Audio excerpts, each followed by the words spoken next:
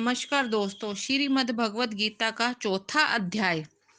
श्री भगवान बोले, हे अर्जुन, इस अविनाशी कर्म योग को मैंने प्रथम सूर्य को सुनाया था। सूर्य ने मनु और मनु ने अपने पुत्र इक्ष्वाकु से कहा, हे परम तप अर्जुन, इस परंपरा द्वारा प्राप्त इस योग को राज ऋषियों ने जाना, किंतु उसके बाद वह योग बहुत समय से इस पृथ्वी लोक में नष्ट हो गया। तुम मेरे भक्त और प्रिय मित्र हो, इसलिए वह ये पुरातन युग आज मैंने तुम्हें कहा है, क्योंकि यह बड़ा ही गुप्त रहस्य है। अर्जुन ने कहा, आपका जन्म तो अभी हाल का है और विवस्वान का जन्म तो बहुत ही पुराना है। तब मैं ये कैसे समझूं कि आपने ही आदि में इसे सूर्य से कहा था। श्री भगवान बोले, हे अर्जुन, मेरे और तुम्हारे कई जन्म हो चुके हैं। मैं उन सबको जानता हूँ, परंतु तुम नहीं जानते। मैं अजन्मा और अविनाशी स्वरूप समस्त प्राणियों का ईश्वर होते हुए भी मैं हर युग में योग माया से अवतार लेता हूँ। जब जब धर्म की हानि होती है और अधर्म की वृद्धि होती है, हे अर्जुन, तब तब ही मैं अवतार लेता हूँ। हे अर्जुन, सज्जनों की रक्षा व पापियों के नाश के लिए और धर्म की स्थापना के लिए मैं प्रत्येक युग में अवतार लेता हूँ। हे अर्जुन, जो मेरे दिव्य और अलौकिक जन्म और कर्म को तत्व को जानते हैं, वह शरीर को त्याग कर फिर जन्म नहीं लेते, बल्कि मुझे अर्थात मुझ में ही समा जाते हैं। जिनके रोग, भय और क्रोध नष्ट हो गए और जो अनन्य प्रेम पूर्वक मुझ में स्थित रहते हैं, ऐसे मेरे आश्रित रहने वाले बहुत से भक्त ज्ञान रूप तप से पवित्र होकर मेरे स्वरूप को प्राप्त हो चुके हैं। हे अर्जुन, जो लोग मुझे जिस प्रकार से मेरी भक्ति करते हैं, उसी तरह मैं उनको वैसा ही फल देता हूँ, क्योंकि सभी मनुष्य सब प्रकार से मेरे ही मार्ग का अनुसरण करते हैं। इस मनुष्य लोक में कर्मों के फल चाहने वाले लोग देवी देवताओं का यज्ञ पूजन किया करते हैं, क्योंकि इस जगत में कर्मों से उत्पन्न होने वाला फल शीघ्र ही प्राप्त हो जाता है। ये चारों वर्ण गुण अर्थात चारों वर्ण अर्थात ब्राह्मण, क्षत्रिय, वैश्य और शूद्र, ये चारों मैंने ही बनाए हैं। इनका कर्ता मैं ही हूं, तो भी मुझे अकर्ता और अविनाशी ही समझो। कर्म मुझे लिप्त नहीं करते, ना ही कर्मों के फल में मेरी कामना होती है। जो मुझे ऐसे जानते हैं, वह कर्मों में नहीं बंधते। ऐसा जानकर पूर्व काल में मोक्ष चाहने वालों ने भी कर्म किए हैं, इसलिए तुम भी पूर्वजों द्वारा सदा से किए जाने वाले कर्मों को ही करो। कर्म क्या है, अकर्म क्या है, इस बात का निर्णय करने में बुद्धिमान पुरुष भ्रमित हो गए। उस कर्म तत्व को मैं तुम्हें भली भांति समझाऊंगा, जिसे समझकर तुम कर्म बंधन से मुक्त हो जाओगे। कर्म का स्वरूप भी जानना चाहिए और इसी तरह भी कर्म अर्थात जिन कर्मों को करने की मनाही है, उसका स्वरूप भी जानना चाहिए और अकर्म का भी स्वरूप जानना चाहिए। कर्म की गति को जान पाना अति कठिन है। जो कर्म में अकर्म देखता है और अकर्म में कर्म देखता है, वह मनुष्य में बुद्धिमान है और वह योगी समस्त कर्मों को करने वाला है। जिसके सभी कर्म इच्छा और स्वार्थ में रहित होते हैं तथा जिसके सभी कर्म ज्ञान रूप अग्नि द्वारा भस्म हो चुके होते हैं, ऐसे व्यक्ति को ज्ञानी जन बुद्धिमान कहते हैं। जो पुरुष अपने कर्मों के फलों में आसक्ति को त्याग कर बिना किसी पर आश्रित हुए नित्य खुश रहता है, वह भली भांति कर्म करता हुआ भी वास्तव में कुछ नहीं करता।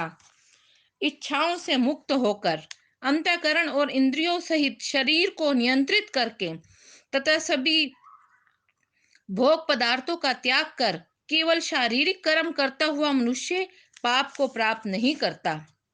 सुख दुख हानि लाभ में जिसको पीड़ा नहीं होती, जो किसी से वैर नहीं करता, जिसको सिद्धि और असिद्धि में समान भाव है, वह कर्म करके भी कर्म बंधन में नहीं बंधता।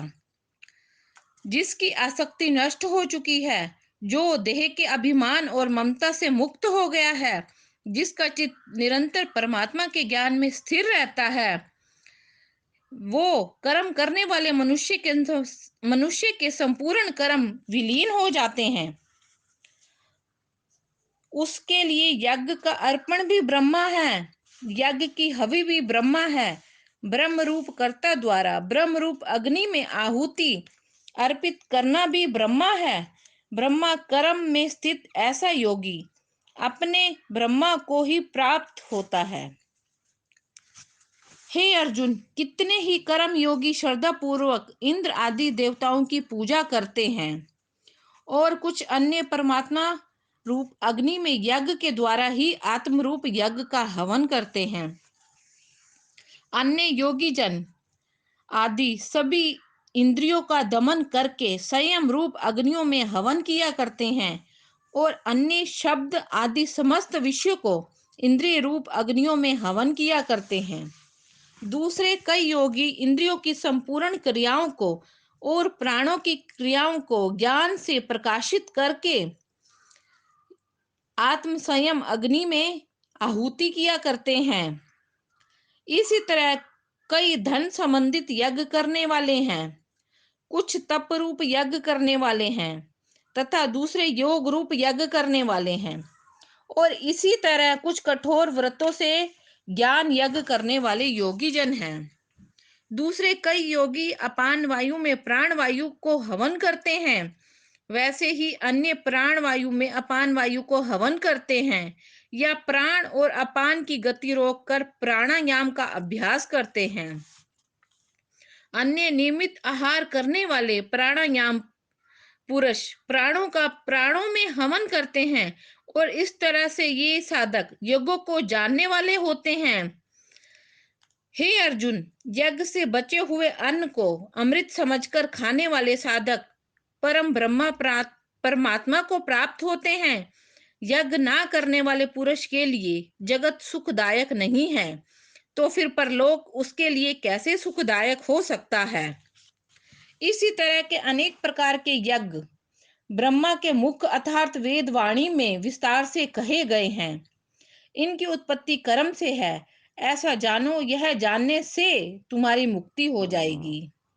हे अर्जुन, आध्यात्मिक ज्ञान का यज्ञ धन दौलत के यज्ञ से श्रेष्ठ है। हे पार्थ, संपूर्ण कर्म ज्ञान में समाप्त हो जाते हैं। इस ज्ञान को तत्वदर्शी ज्ञानियों के पास जाकर उनको दंडवत प्रणाम करके उनकी सेवा करके उनसे जिज्ञासा पूर्ण प्रश्न पूछकर प्राप्त करो। परमात्मा को भली भांति जानने वाले ज्ञानी जन तुम्हें उस तत्व ज्ञान का उपदेश देंगे क्योंकि उन्होंने अंदर से दर्शन किए हैं। उस सत्य को जानकर हे अर्जुन, तुम फिर मोह को प्राप्त नहीं होगे। इस ज्ञान द्वारा अपने में और फिर मुझ में अर्थात परमात्मा में सभी जीव समान दिखाई देंगे। यदि तुम सब प्राणियों में भी अधिक पापी हो तो भी ज्ञान रूप नौका पर चढ़कर भवसागर से पार हो जाओगे। हे अर्जुन, जैसे जलती हुई अग्नि ईंधन को भस्म कर देती है, उसी तरह ज्ञान रूपी अग्नि संपूर्ण कर्मों को जलाकर भस्म कर देती है। निश्चय ही इस संसार में ज्ञान के समान और कुछ भी पवित्र नहीं है। जिस व्यक्ति को कर्म योग में सिद्धि प्राप्त हो जाती है, वह स्वयं यथा समय अपने अंदर इस ज्ञान को प्राप्त कर लेता है। श्रद्धावान मनुष्य अपनी इंद्रियों को वश में करके ज्ञान प्राप्ति के लिए तैयार रहते हुए ज्ञान को प्राप्त कर लेता है और ज्ञान को प्राप्त करके वह तत्काल ही परम शांति प्राप्त कर लेता है। परंतु अज्ञानी और श्रद्धा रहित व्यक्ति जिसके मन में संशय बना रहता है, संशय युक्त मनुष्य के लिए ना तो यह लोक है, ना परलोक है और ना कोई सुख ही है।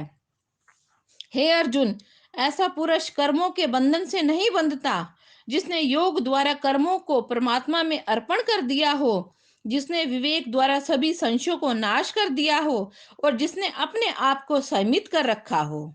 इसलिए हे अर्जुन, हृदय में स्थित इस अज्ञान जनित संशय को ज्ञान रहित तलवार द्वारा काट कर कर्म योग में स्थित होकर खड़े हो जाओ।